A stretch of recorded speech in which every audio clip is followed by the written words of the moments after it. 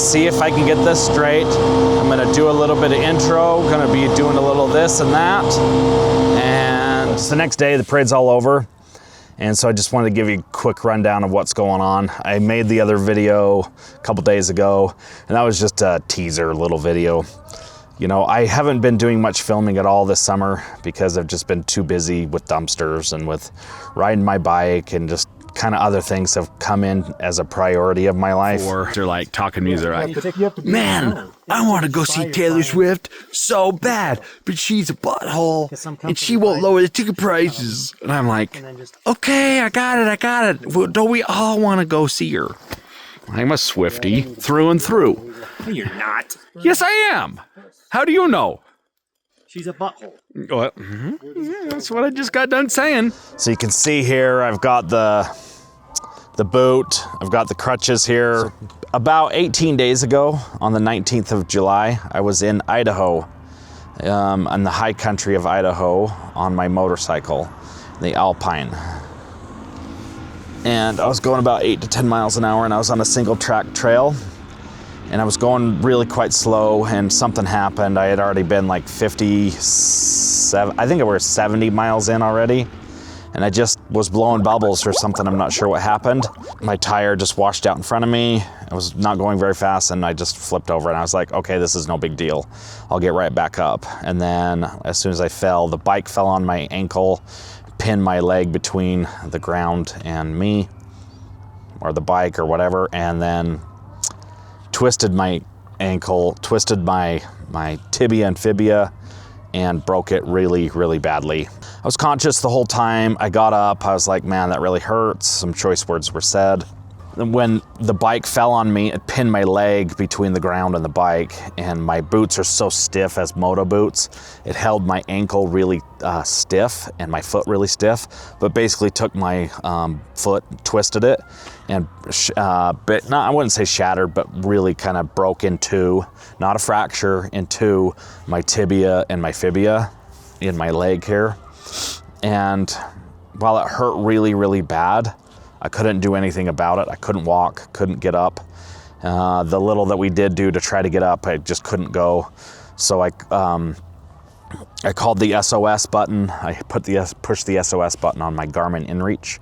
Helicopter's coming to get Connor because he broke his leg pretty badly.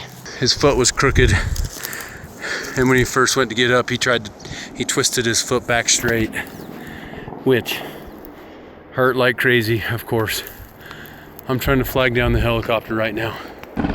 Okay, I think they see me now. They're gonna come land, I'm guessing. Right here.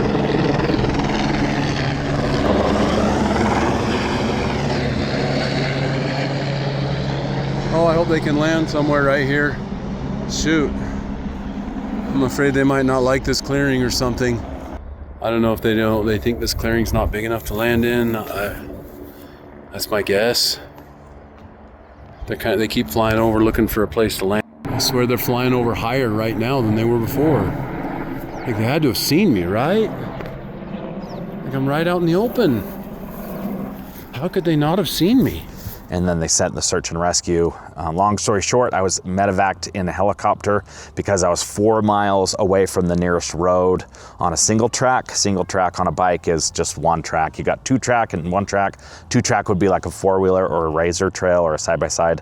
This is just a single track where you would hike on or ride a motorcycle. So I was up there on my bike on the single track, and there was no way for anybody to get in short of coming in on a motorcycle or hiking.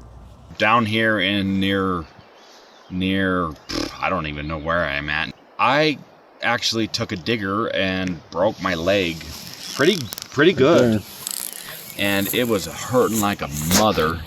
And there were some choice words said, which probably should get repeated. And the helicopter's supposedly coming to get me, which sucks. I've been sitting with a broken leg for about 3.5 to 4 hours, maybe? 4.5, I think. Yeah, a long time. And so hopefully, and it's starting to get dark, so this has been quite the adventure, and we'll see on the flip side. We'll get that taken care of. Jared's been a great help. I crashed at 4:00 p.m. I got to the hospital at midnight via a helicopter.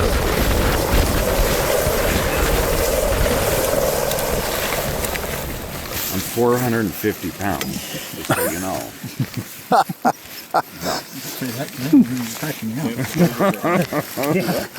That would be a deal breaker.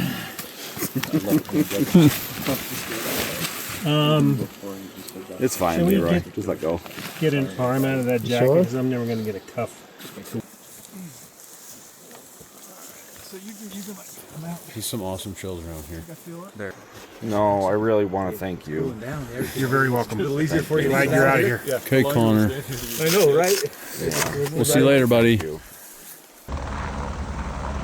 So I kind of sat there up in the mountains for 7 hours waiting for somebody to come. There was nothing we could do. I did have people with me. I had food, water, I had a jacket. I was fine. I was totally awake the whole time. I was just in pain, which is not a big deal.